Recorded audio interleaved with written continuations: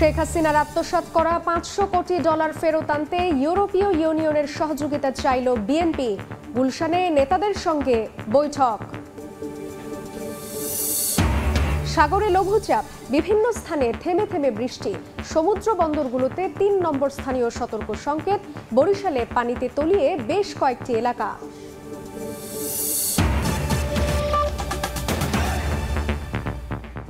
সময় সংবাদের সঙ্গে আছি আমি জান্নাতুল সাদিয়া।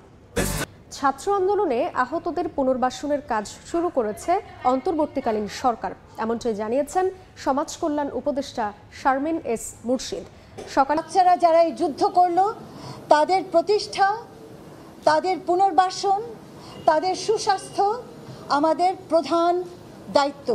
সমাজ কল্যাণ মন্ত্রণালয়ের আওতায় যত প্রকল্প আছে, যত প্রোগ্রাম আছে, সেগুলোকে আমরা এই বাচ্চাদের উপরে ফোকাস করে আমরা এখন সাজাতে যাচ্ছি। ছাত্র আন্দোলনে নারায়ণগঞ্জের সিদ্ধিরগঞ্জে মাছ ব্যবসায়ী মিলন হত্যার ঘটনায় শেখ হাসিনা, ওবায়দুল কাদের, শামীম ওসমান সহ ৬২ জনের নামে আরও একটি হত্যা মামলা হয়েছে। নিহতের স্ত্রী বাদী হয়ে সিদ্ধিরগঞ্জ থানায় মামলাটি করেন। গত ২১ জুলাই সিদ্ধিরগঞ্জে আন্দোলন চলাকালে শিক্ষার্থীদের ওপর হামলা চালায় আওয়ামী লীগের নেতাকর্মীরা। এ সময় আড়ত থেকে বাড়ি ফেরার পথে গুলিবিদ্ধ হয়ে মারা যান মাছ ব্যবসায়ী মিলন। ময়মনসিংহে শিক্ষার্থী সাগর হত্যার মামলায় আওয়ামী লীগের ৩ নেতাকে গ্রেফতার করেছে পুলিশ। শহরের বিভিন্ন এলাকা থেকে জেলা আওয়ামী লীগের সদস্য মুকুল সরকার, কাজী আজাদ জাহান শামীম ও জেলা স্বেচ্ছাসেবক লীগের তথ্য ও সম্প্রচার বিষয়ক সম্পাদক আসাদুজ্জামান রূপনকে গ্রেফতার করা হয়। পুলিশ জানায়, গত ১৯ জুলাই নগরীর মিন্টু কলেজ এলাকায় মিছিল বের করে বৈষম্য বিরোধী ছাত্র আন্দোলনের শিক্ষার্থীরা। এ সময় জেলা আওয়ামী লীগের নেতাকর্মীরা তাদের উপর অতর্কিত গুলি চালায়। এতে রেজওয়ান হোসেন সাগর সহ বেশ কয়েকজন শিক্ষার্থী গুলিবিদ্ধ হন। পরে চিকিৎসাধীন অবস্থায় মারা যান সাগর। এ ঘটনায় ২৪ জুলাই পুলিশ বাদী হয়ে একটি মামলা করে।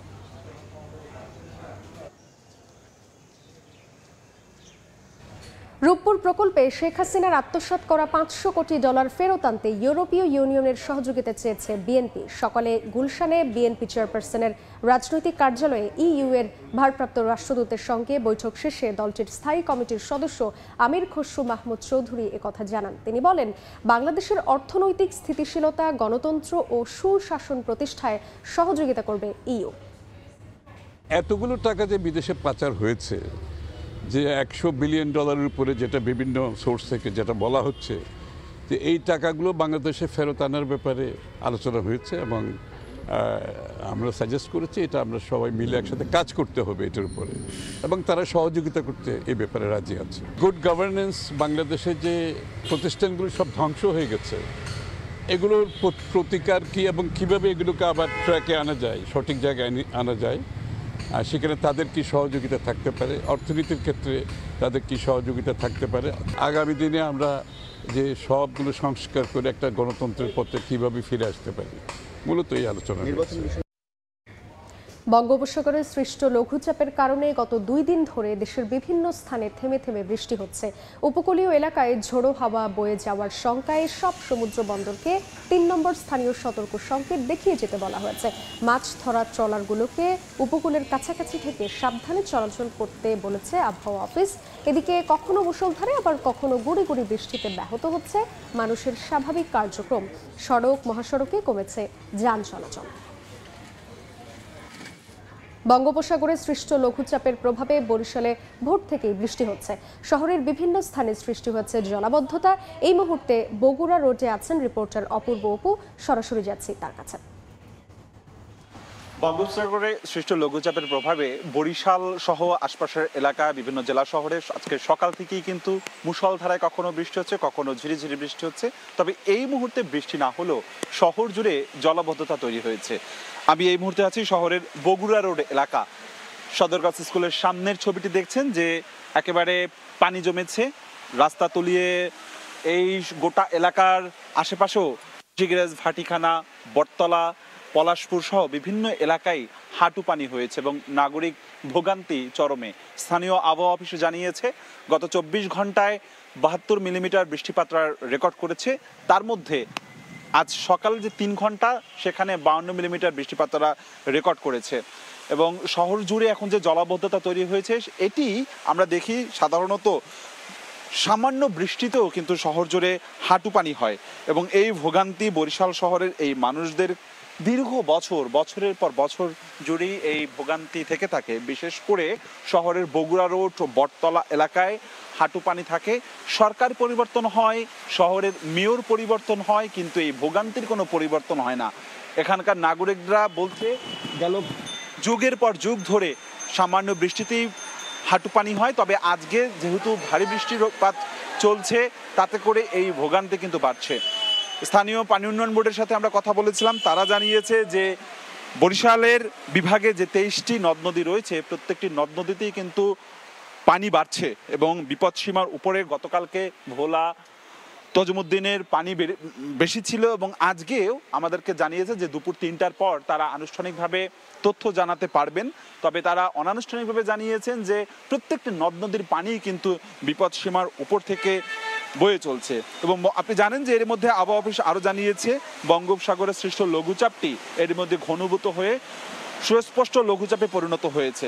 ফলে বরিশাল সহ বরিশাল বিভাগের আশপাশে যে বরগুনা, ভোলা, পটুয়াখালী এই মুহূর্তে কিন্তু বিভিন্ন জায়গায় বৃষ্টিপাত হয়েছে এবং বিশেষ করে বরিশাল শহরে ঠিক এমনটি এই মুহূর্তে ভোগান্তিতে পড়েছে এখানকার বাসিন্দারা। হাঁটু পানিতে ভোগান্তি তাদের চরমে রয়েছে। তো বরিশাল শহরের বগুড়া রোড থেকে আমার কাছে দুপুর পর্যন্ত আপাতত এতটুকুই খবর ছিল। সরাসরি ছিলাম বরিশালে। সময় সংবাদ আরও থাকছে। ভরা মৌসুমেও ইলিশ মিলছে না বরিশালে। চাহিদার তুলনায় সরবরাহ কম থাকায় বেড়েছে দামও। নিয়ন্ত্রণে সিন্ডিকেট ভাঙার কাজ চলছে, দাবি সংশ্লিষ্টদের। ওটিটি, আইপিটিভি সহ বিভিন্ন অ্যাপের মাধ্যমে দেশি বিদেশি টিভি চ্যানেল সরাসরি সম্প্রচার বন্ধের দাবি জানিয়েছে কেবল টিভি সেবাদাতাদের সংগঠন কোয়াব। একই সঙ্গে আইএসপিগুলোর মতো কেবল অপারেটরদেরও ইন্টারনেট সেবা প্রদানের সুযোগ দেওয়ার দাবি জানিয়েছে সংগঠনটি। এজন্য আইএসপির জন্য রেগুলেটরি এবং লাইসেন্সিং গাইডলাইনের 2টি ধারা বাতিলের আহ্বান জানায় কোয়াব। সকালে রাজধানীর আগারগাঁওয়ে বিটিআরসি ভবনের সামনে আয়োজিত মানববন্ধনে এ দাবি জানান কোয়াব নেতারা। মানববন্ধনে কোয়াবের পক্ষ থেকে 6টি দাবি তুলে ধরা হয়। এসব দাবি দ্রুত বাস্তবায়নে সরকারের কাছে দাবি জানিয়েছেন কেবল টিভি সেবাদাতারা। আমাদেরকে বিটিআরসি থেকে আইএসপি লাইসেন্স দেওয়ার ব্যাপারে বিধিনিষেধ জারি করা হয়েছে এবং আমরা যারা লাইসেন্স নিয়ে ব্যবসা করছি তাদেরকেও যেন আমরা ব্যবসা করতে না পারি সেই ব্যাপারে বিভিন্ন সময়ে আমাদেরকে জরিমানা করা হয়েছে। সরকারের কাছে অনতিবিলম্বে এই সাথের যে 6 ধারাটি আছে এটা বাতিল চাই। সেই সাথে আমাদের আরও কিছু দাবি দেওয়া আছে যে ওটিটি, আইপিটিভি এবং বিভিন্ন অ্যাপসের মাধ্যমে অবৈধভাবে দেশি বিদেশি বিভিন্ন চ্যানেল প্রদর্শন করা হচ্ছে, যেটা নাকি আমাদের এই ব্যবসাটাকে ধ্বংস করে দিচ্ছে। অনতিবিলম্বে এই সকল অ্যাপসগুলো বন্ধের দাবি জানাচ্ছে। রেলের কর্মকর্তা কর্মচারী টিকিট কালোবাজারিতে জড়িত বলে মন্তব্য করেছেন রেল উপদেষ্টা ফাউজুল কবির খান। সকালে রেল ভবনে একথা জানান তিনি। এ সময় কালোবাজারি বন্ধে টাস্ক ফোর্স গঠনের নির্দেশ দেন ফাউজুল কবির খান। রেলের টিকিট পায় না, কাউন্টারে গেলে টিকিট পায় না, কিন্তু আবার ইয়েতে গেলে উঠলে টিকিট পায়। তো আমরা বলছি যে এটা চলবে না। আগে চলছে, এটা চলতে পারে না। এটাগুলো চক্র আছে যারা রেলেরই সঙ্গে জড়িত। কতগুলো ফিকটিশিয়াস আইডি, ফিকটিশিয়াস নাম্বার নিয়ে, ফোন নাম্বার দিয়ে এরা এই টিকিটগুলো দিয়ে রাখে, ফলে সাধারণ মানুষ যে টিকিট পায় না। তো এখন আমি বলছি যে একটা টাস্ক ফোর্স করতে, এবং এইটা 2টা জিনিস, ওইসব ফিকটিশিয়াস আইডি এবং ফিকটিশিয়াস ফোন নাম্বারগুলো ব্লক করে দিতে, যাতে ওরা টিকিট কিনতে না পারে। সময় সংবাদ আরও থাকছে। আবারও বেড়েছে রেমিটেন্স প্রবাহ। মালদ্বীপে বৈধ পথে টাকা পাঠাতে এক্সচেঞ্জ হাউসে প্রবাসীদের ভিড়। দেশের উন্নয়নে নতুন সরকারকে সহযোগিতার অঙ্গীকার। ভরা মৌসুমেও ইলিশ মিলছে না বরিশালে। চাহিদার তুলনায় সরবরাহ কম থাকায় বেড়েছে দামও। ব্যবসায়ীরা বলছেন সরবরাহ বাড়লে দর কমে আসবে, আর দাম নিয়ন্ত্রণে সিন্ডিকেট ভাঙার কাজ চলছে বলে জানিয়েছেন সংশ্লিষ্টরা। সুজয় দাসের ছবিতে শাকিল মাহমুদের রিপোর্ট। কাঙ্ক্ষিত ইলিশ নিয়ে আসতে না পারায় অস্থির হয়ে উঠেছে বরিশালের সবচেয়ে বড় মাছের মোকাম পোর্ট রোড মৎস্য অবতরণ কেন্দ্র সহ স্থানীয় বাজারগুলো। টানা ৬৫ দিন নিষেধাজ্ঞা শেষে ২৩ জুলাই মধ্যরাতে সমুদ্রে যান জেলেরা। এরপর প্রায় ১ মাস হতে চললেও বৈরী আবহাওয়ার কারণে নদী সমুদ্রে ইলিশের দেখা নেই। এ কারণে প্রতি কেজি ১ কেজি ওজনের ইলিশ বিক্রি হচ্ছে ১,৭০০ টাকা। ৬০০ থেকে ৯০০ গ্রামের ইলিশ ১,৫০০ টাকা, ৫০০ গ্রামের ইলিশ ১,৪০০ টাকা এবং জাটকা বিক্রি হচ্ছে ৭০০ থেকে ৮০০ টাকা দরে। ক্রেতারা বলছেন, দেশের মানুষের চাহিদা মেটানোর পর ইলিশ রপ্তানির যে প্রতিশ্রুতি মৎস্য উপদেষ্টা দিয়েছেন তার প্রতিফলন চান তারা। ইলিশ মাছের দাম এত চড়া, সাধ্য নাই ইলিশ মাছ কিনে নেওয়ার মতো। মাছের যোগান মোটামুটি, কিন্তু দাম তো কমে নাই। বাইরে মাছগুলি না যাক, তাতে আমাদের গরিব ধনী যারা আছে তারা সবাই কিনতে পারবে। বিক্রেতারা বলছেন, ইলিশের সরবরাহ না থাকায় দাম কমছে না। সিজন উপলক্ষে মাছের দাম একটু বেশি, মাছ অনেক কম, এই জন্য মাছের দামটা বেশি চাইতে আছে। কৃষি বিপণন বিভাগ জানায়, দাম নিয়ন্ত্রণে বাজারের বর্তমান সিন্ডিকেট ভেঙে দিতে কাজ করছেন তারা। যদি কোনো সিন্ডিকেট পাই সেটা আমরা ভেঙে দেব। দেশের মানুষ কম দামে ইলিশ পায়, আমরা সেই ব্যবস্থা করার চেষ্টা করব। ভরা মৌসুমে অন্য বছর পোর্ট রোড মৎস্য অবতরণ কেন্দ্রের ১৭০টি আড়তে প্রতিদিন ১০০ মণ ইলিশ বিক্রি হতো, তবে বর্তমানে সেখানে বিক্রি হচ্ছে ৫ থেকে ৭ মণ। শাকিল মাহমুদ, সময় সংবাদ, বরিশাল। রাজনৈতিক অস্থিরতা কাটিয়ে দেশের আমদানি রফতানি বাণিজ্যে গতি ফিরতে শুরু করায় চট্টগ্রাম বন্দরের কন্টেইনার জটও কমতে শুরু করেছে। প্রতিদিনই রেকর্ড সংখ্যক ডেলিভারির মাধ্যমে বন্দরের কন্টেইনার সংখ্যা নামিয়ে আনা হয়েছে ৪০,০০০-এ। তবে তৈরি পোশাক রফতানির সুবিধার্থে খালি কন্টেইনার সরবরাহ বাড়ানোর দাবি জানিয়েছে বিজিএমইএ। সাখাওয়াত টিপুর ক্যামেরায় বিস্তারিত জানাচ্ছেন কমল দে। ৫৩,৫১৮ টিউএস ধারণ ক্ষমতার চট্টগ্রাম বন্দরে বর্তমানে রয়েছে ৪০,৮৬৫ কন্টেনার। ক্রেনের পাশাপাশি ট্রাক লরি চলাচলের জন্য ৩০% জায়গা খালি রাখার বিধান হিসেবে কন্টেনারের এই অবস্থান অনেকটা স্বাভাবিক। কিন্তু কোটা সংস্কার আন্দোলনকে কেন্দ্র করে আগস্ট মাসের শুরু থেকেই ডেলিভারি বন্ধ হয়ে যাওয়ায় বন্দরে মারাত্মক কন্টেনার জটের সৃষ্টি হয়। বিভিন্ন ইয়ার্ডে ৪৫,০০০-এর বেশি কন্টেনার আটকা পড়ে। তবে রাজনৈতিক পরিস্থিতির উন্নতির সাথে সাথে গত ১ সপ্তাহ ধরে ডেলিভারির গতি বাড়িয়েছে বন্দর কর্তৃপক্ষ। রেল কর্তৃপক্ষ কাস্টমস কর্তৃপক্ষের সাথে মিটিং করে তারা অত্যন্ত সহযোগিতার মনোভাব নিয়ে এগিয়ে এসছে এবং ইউজারেরাও তারা মালামাল খুব দ্রুত সময়ের মধ্যে ডেলিভারি নেওয়ার জন্য এগিয়ে এসছে। সব বিষয় মিলিয়ে আমরা এই বিষয়টাকে সমাধান করতে আমরা সক্ষম হই। স্বাভাবিক সময়ে চট্টগ্রাম বন্দর থেকে গড়ে ৩,৫০০ কন্টেনার ডেলিভারি হলো, এখন তা বাড়িয়ে ৪,৫০০ থেকে ৫,০০০-এ নিয়ে আসা হয়েছে। আর গত ১৩ই আগস্ট একদিনে ৫,১০০ টিএস কন্টেনার ডেলিভারি দিয়ে রেকর্ড করেছে বন্দর কর্তৃপক্ষ। আমরা আশা রাখছি যে এই সপ্তাহের মধ্যে আমরা আমাদের সম্পূর্ণ আমদানি এবং রপ্তানি পণ্যটা একদম বন্দরের যে আগের ন্যায় সেই স্বাভাবিক অবস্থায় ফিরে আসবে। এদিকে চট্টগ্রাম বন্দরে আটকে পড়া কন্টেনারের মধ্যে অন্তত ১৭,০০০ কন্টেনার ছিল বিজিএমই এবং গার্মেন্টস ব্যবসায়ীদের। চলতি সপ্তাহে এ জট কাটল, এখন তারা খালি কন্টেনার সংকট জটিলতায় ভুগছেন। ইম্পোর্টের কন্টেনার খালি না হওয়ার কারণে আমরা এখন এক্সপোর্টের প্রতিবন্ধকতাটা পাচ্ছি। বর্তমানে কন্টেনারবাহী আরও অন্তত ১৫টি জাহাজ চট্টগ্রাম বন্দরের নোঙ্গরের অপেক্ষায় বহির্নোঙ্গরে অবস্থান করছে। সব ধরনের অস্থিরতা কাটিয়ে গতি ফিরছে দেশের অর্থনীতির। তার উৎকৃষ্ট উদাহরণ এই চট্টগ্রাম বন্দর। গত কয়েকদিন ধরে চট্টগ্রাম বন্দরে কন্টেনার জটে যে সংখ্যা সৃষ্টি হয়েছিল তা কেটে গেছে।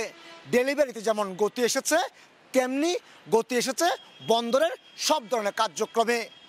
চট্টগ্রাম বন্দর থেকে কমল দে, সময় সংবাদ। সংবিধানের ৫ম সংশোধনী কেন অবৈধ নয় জানতে চেয়ে হাইকোর্টের রুলের বিষয়ে কথা বলছেন রিটকারী। সরাসরি যাচ্ছে সেখানে।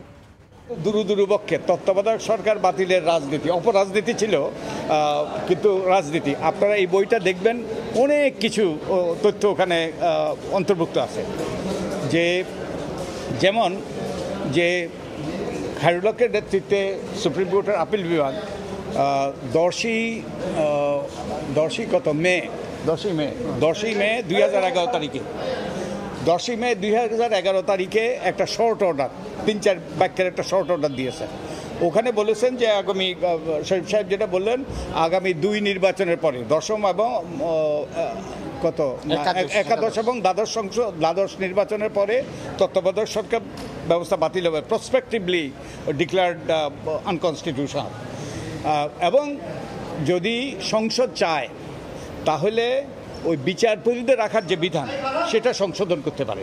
শুধুমাত্র বিচারপতিদেরকে তত্ত্বাবধায়ক সরকারের প্রধান হওয়ার যে বিধানটা ওটা সংসদ চাইলে ওটা করতে পারে, সংশোধন করতে পারে।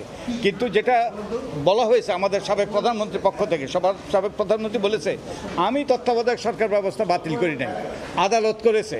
আদালত বলেছে যে পরবর্তী নির্বাচন যদি তত্ত্বাবধায়ক সরকারের অধীনে হইতে হয় সংসদের অনুমোদন লাগবে।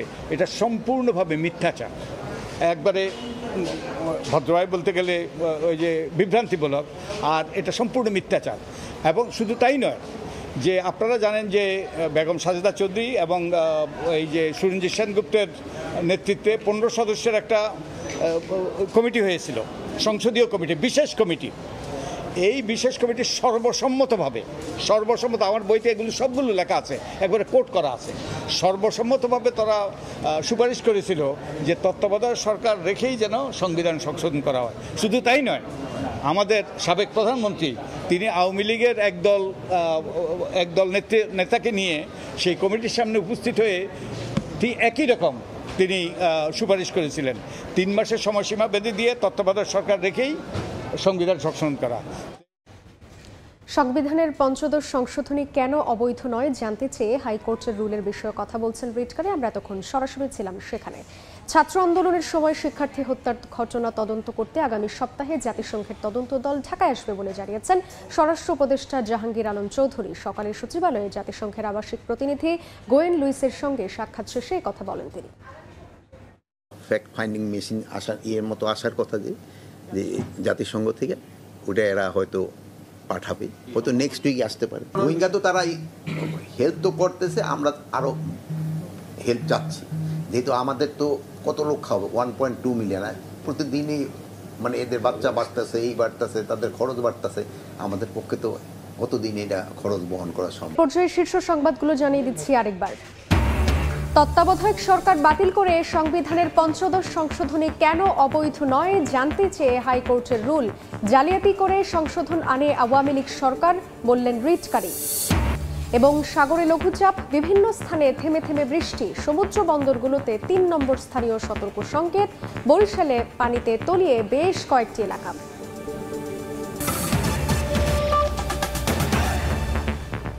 এই ছিল সময় সংবাদে, সঙ্গে থাকুন।